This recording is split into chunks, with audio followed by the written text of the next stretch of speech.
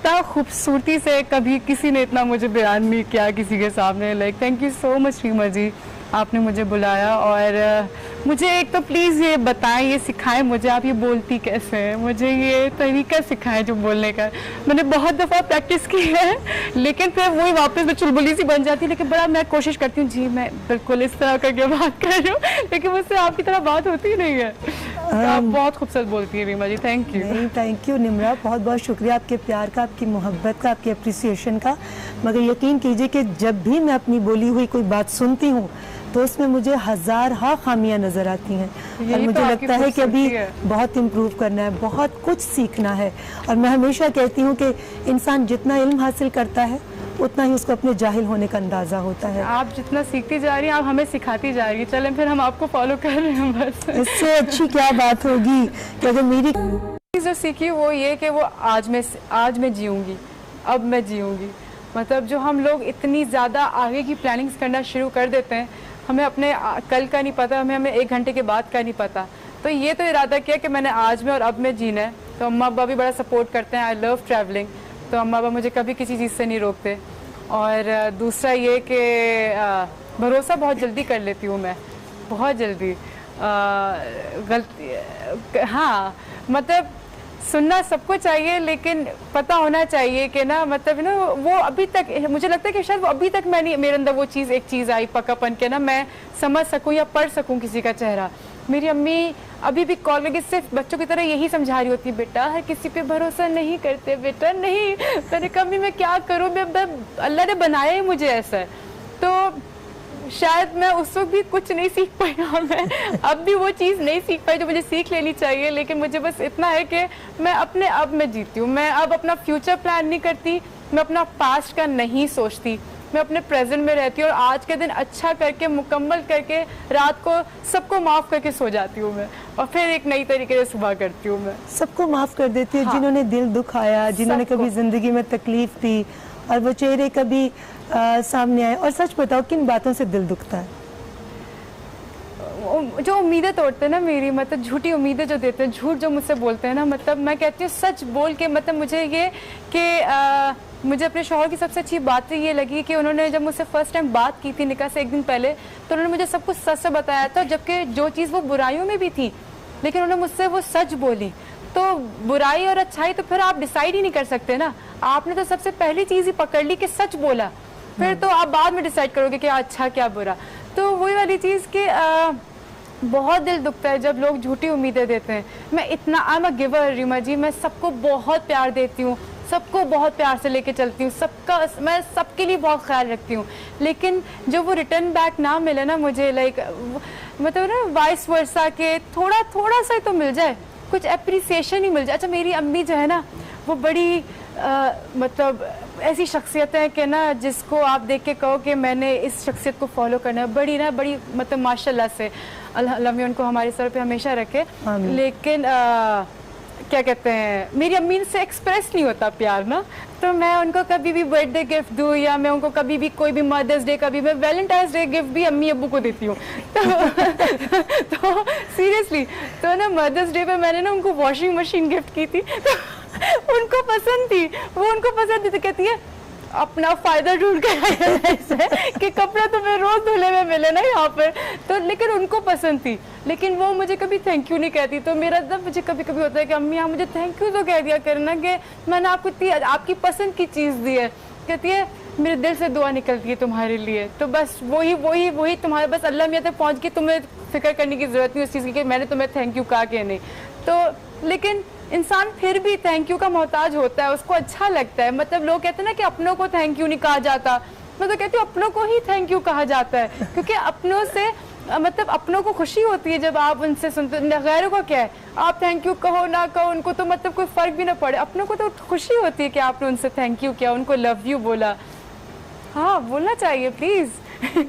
जी निम्रा, आपकी वो पिक्चर्स हम लोग शेयर कर रहे हैं जब क्योंकि आपने जिक्र किया और आप ही ने चाहा कि ये गाड़ी की पिक्चर जरूर दिखाई जाए कि कैसा एक्सीडेंट था और किस तरह से अल्लाह ताला ने आपको दूसरी जिंदगी दी।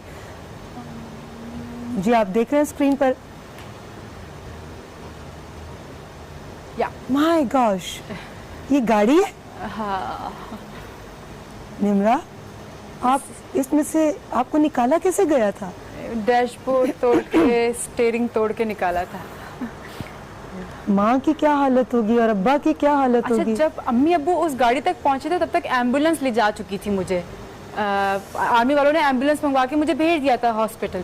तो मेरी खून, मेरा सब कुछ उस गाड़ी पे लगा हुआ था। तो मैं जानती हूँ कि वो जो अम्मी अब्बू के, जो मुझसे वो प्यार करते, मुझे तो पता है ना, मेरे माँ पता है ना मेरे माँ मुझसे किस तरह प्यार करते, जो उन्होंने गाड़ी की हालत देखी होगी।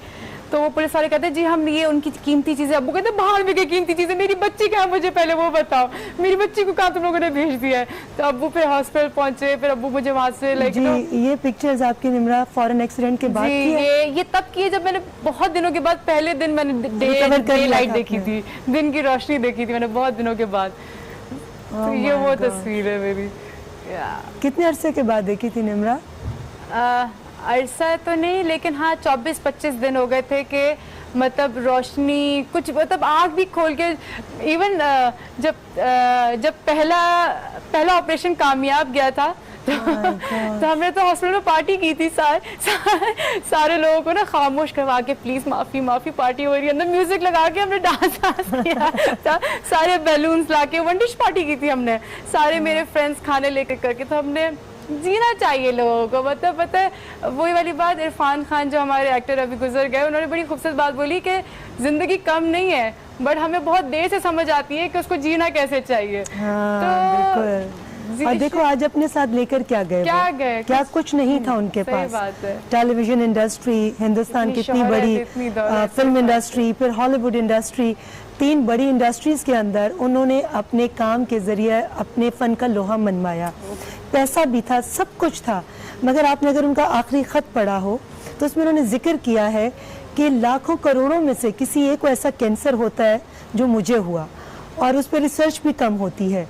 तो वो रिसर्च ही इतनी नहीं थी, तो दवाइयाँ भी उस तरह की नहीं थी, ट्रीटमेंट भी वैसा नहीं था जैसा होना चाहिए था। तो मुझे ज़िंदगी में यही समझ आई कि भाई कुछ नहीं है, आप एक ट्रेन में सवार हैं, आपका स्टेशन आएगा, आपको उतरना ही उतरना है। अब उस सवारी के बीच में आपके दाएं बाएं जो लोग दूसरे पैसेंजर्स हैं, आप अपना क्या इम्पैक्ट उन पर छोड़ रहे हो, बस वही रह जाता है। यही जिंदगी है। अब रीमा जी, अब जैसे आज मैं आपसे बात करूँ, मैं जाने के बाद जो 2 लफ्ज बोलूंगी ना, मैं वही बोलूंगी जो मैंने आपके साथ गुजारे, ठीक है। अब मुझे नहीं पता कि आपने ये कितनी कीमती चप्पल पहनी है या आपने कितने कीमती कपड़े पहने हैं, मुझे ये नहीं पता, लेकिन जो आपने लफ्ज मुझे ऑफ कैमरा भी बोले और जो ऑन कैमरा भी लाइक आप मुझे बोल रही हैं, लाइक मेरे दिल में बस वही रह जाएगा। और सीरियसली मैं आपके लिए आज भी नमाज पढ़ के दुआ करूंगी, दिल से हमेशा दुआ करूंगी आपके लिए कि आप बहुत प्यारे, और बहुत कम प्यारे लोग आपको दुनिया में मिलते हैं आपको इर्द गिर्द, और अगर कुछ सीखने को उनसे मिल रहा है तो ज़रूर सीखना चाहिए उनसे। निम्रा की इस बात से बड़ी खूबसूरत एक कहावत है कि जब तुम थक जाओ तो अल्लाह के आगे थोड़ा सा रो लिया करो, तुम्हारी बहुत सारी मुसीबतें टल जाएंगी। और मैंने ये खूबसूरत रीमा जी इसी बात में बोलूँगी कि अल्लाह के आगे भले ज़बरदस्ती का एक आंसू भी टपक जाए ना, तो वो समंदर के बराबर आपके गुनाह धो देगा। बेशक। तो जो हम कहते हैं ना, ए अल्लाह, वो तो जोर लगा रहे होते हैं कि आंसू निकल ही जाए, बस वो अल्लाह उसको भी कबूल करता है। मतलब बस नियत होनी चाहिए कि हाँ अल्लाह, बस के तुझसे मांग रही हूँ और जिद कर रही हूँ, मैं तुझसे छीन रही हूँ, मतलब तुझसे, तो अल्लाह से तो इस तरह मांगना चाहिए। आपने अल्लाह से इस तरह से मांगा, मगर जिसने अल्लाह से आपको मांगा, हम उनकी पिक्चर भी शेयर कर रहे हैं। सीरियसली राजा जी। अच्छा, इनकी ड्रेसिंग का स्टाइल बहुत जबरदस्त है। Really?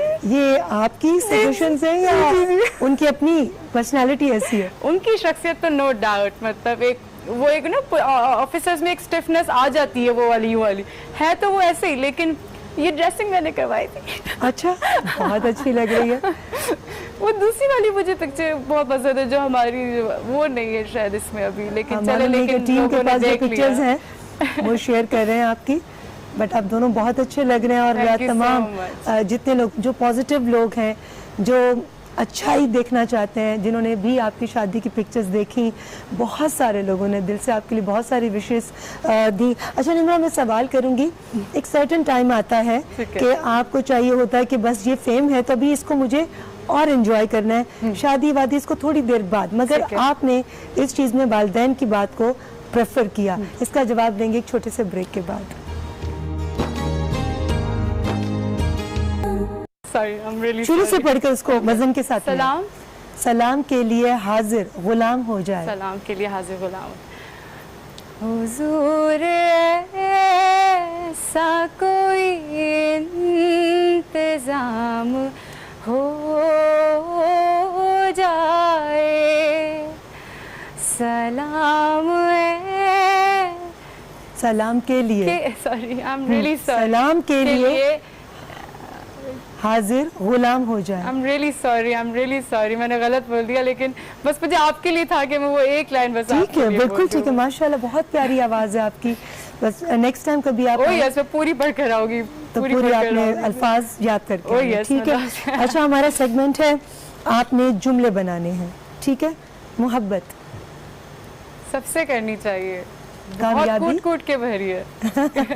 कामयाबी, कामयाबी अल्लाह ने जितनी लिखी है ना, बस उतनी ही मिलनी है, उससे ज़्यादा नहीं, उससे ज़्यादा की क्रेव ना रखें, उससे ज़्यादा की ख्वाहिश ना रखें। निकाह, बहुत ताकत है, मौजज़ा, होते हैं जैसा मेरे साथ हुआ, मुश्किल, आए लेकिन उससे निकलना भी आना चाहिए। मॉडलिंग, बहुत शौक था, बहुत मुश्किलों से वेट लॉस किया, लेकिन अब करती हूँ। अच्छा जी, अब आपने जो हाँ है उसका नाम है और जो ठीक ना है। है उसका हाँ Oh, है। yes. आपकी हाँ का मतलब ना I will और आपकी get- ना का I will- मतलब हाँ। Done.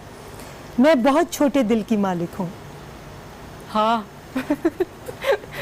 मुझे बचपन से शादी की बहुत जल्दी थी। नहीं मुझसे खाना नहीं छोड़ा जाता। हाँ ना, मैंने सेट पर बहुत सी चीजें चुराई हैं। हाँ, अच्छा, खाना नहीं छोड़ा जाता, खाने की शौकीन है। दूसरों की नजर हमेशा मेरे इंस्टाग्राम पे होती है। सॉरी सॉरी फिर से। दूसरों की नजर हमेशा मेरे इंस्टाग्राम पे होती है। नहीं, मुझे खबरों में रहने का बहुत शौक है। हाँ पहले सोच रही थी, हाँ अच्छा, खाली जगह पूर करें। ठीक है। मेरे पास फैमिली है डैश नहीं। मेरे पास फैमिली है, डैश नहीं है, क्या नहीं है? क्या नहीं है? मेरे पास फैमिली है, सब कुछ तो है मेरे पास। फिर मेरे पास मुश्किल है वक्त थोड़ा। नहीं, फैमिली को देने का वक्त हाँ, नहीं।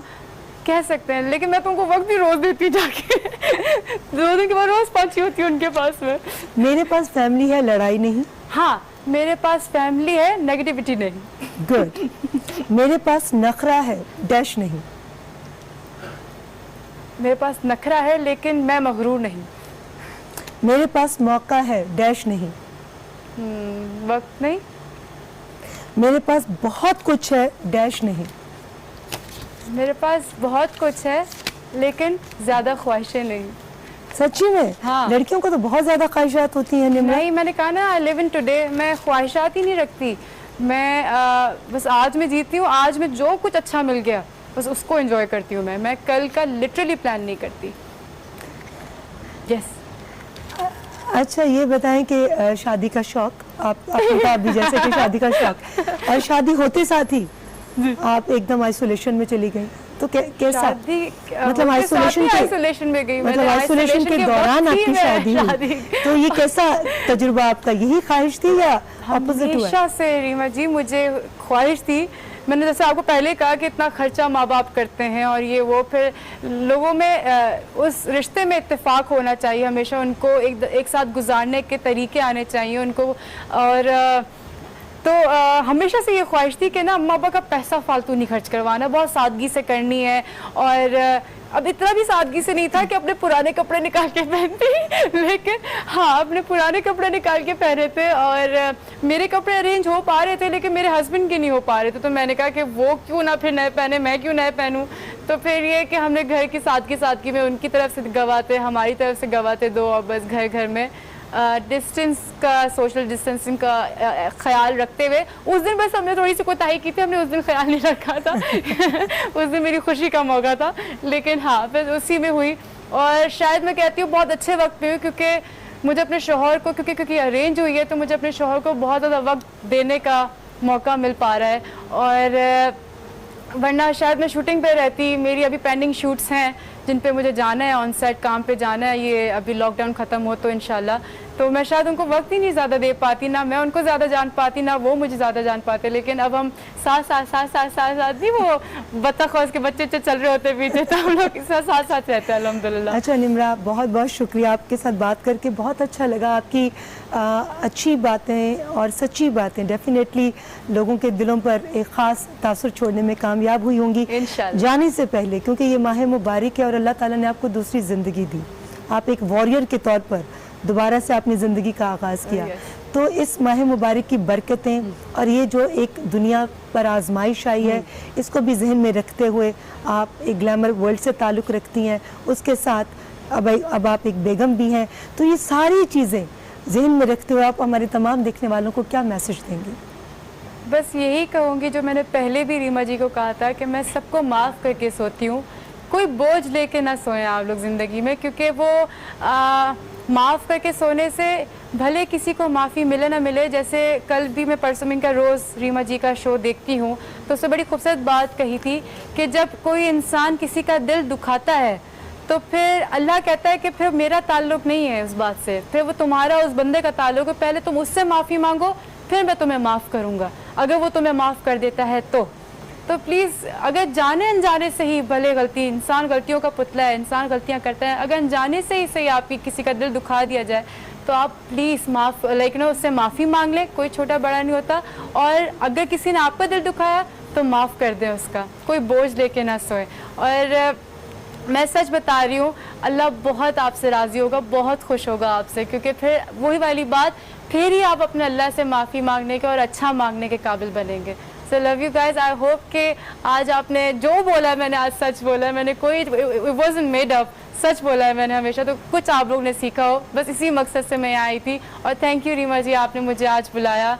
और सच बोल रही हूँ, आप मेरी मेंटो, लेकिन मुझे बहुत पसंद थी दिल से। मैं आज आपसे पहली बार मिल रही हूँ, लेकिन मैं दुआ करूँगी मैं ये आखिरी बार ना हो, हम आगे भी मिलते रहें इंशाल्लाह। इंशाल्लाह। Love you. Love you too. बहुत अच्छा लगा निम्रा आपसे बातें कर आपके ख्यालात जानकर। अल्लाह आपकी खुशियों को हर तरह की नजर बद से बचाए। आप हमारी मेहमान थी माज जी की, और WB बाय हिमानी के गिफ्ट्स आपके साथ जाएंगे। और इस प्लेटफॉर्म से बहुत